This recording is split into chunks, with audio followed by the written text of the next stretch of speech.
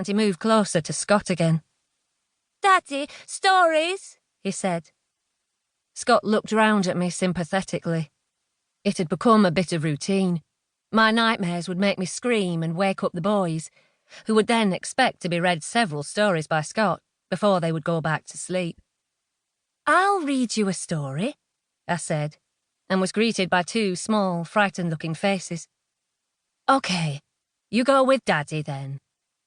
After they had disappeared upstairs, I sat back down on the bed and crossed my legs. It was unfortunate that the sounds from our room carried so easily to the boys up in their attic bedroom. It seemed that at least 50% of the time I would end up waking them. I sighed and looked at my blood-streaked wrist. All of us had had a lot to deal with in the past months, especially as we'd also moved to our new house.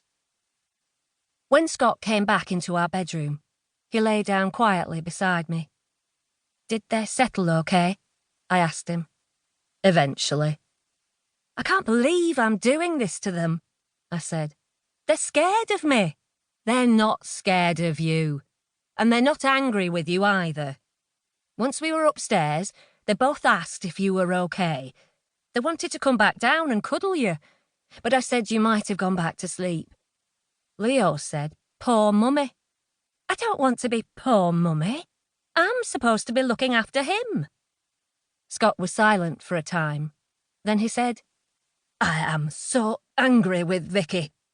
I don't think I'll ever forgive her for putting that rose on your car." I looked away from him, a dull ache in my stomach. Even now, I was sickened by the thought that Vicky wanted to hurt and scare me badly enough to do such a hateful thing. But I said, "We have to try." Scott propped himself up on his elbow and looked at me with a mixture of astonishment and admiration. "I don't know how you can not want to kill her." "I'm too exhausted to be angry anymore."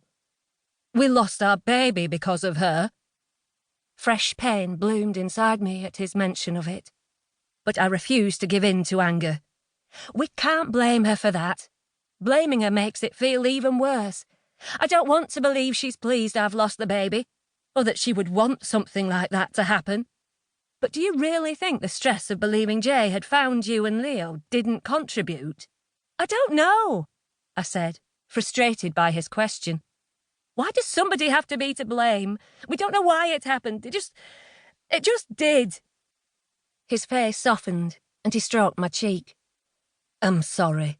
I didn't mean to go on at you. I'm sure you're right that what she did had no bearing on us losing the baby. I feel like this is my fault.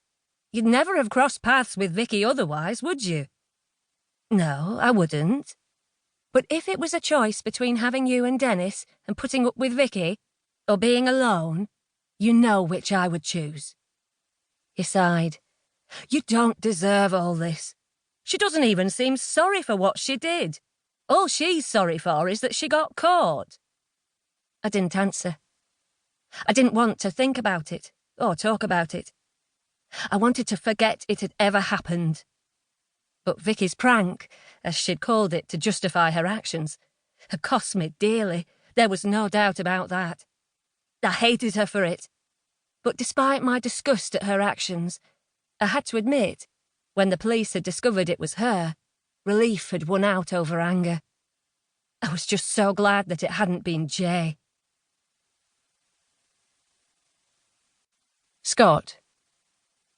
2. "How are you holding up?" Martin asked, as he followed Scott into the living room of the new house.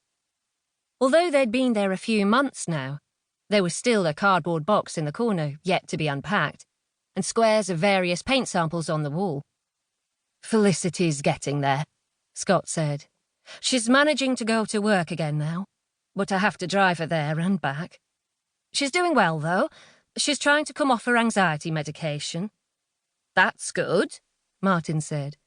"But I asked how you were doing." Scott was taken aback by the question. He never spent much time thinking about himself, just trying to stay strong for Felicity. After finding the rose, she'd had a complete breakdown, and though the police had quickly found a witness who'd seen Vicky placing the flower on Felicity,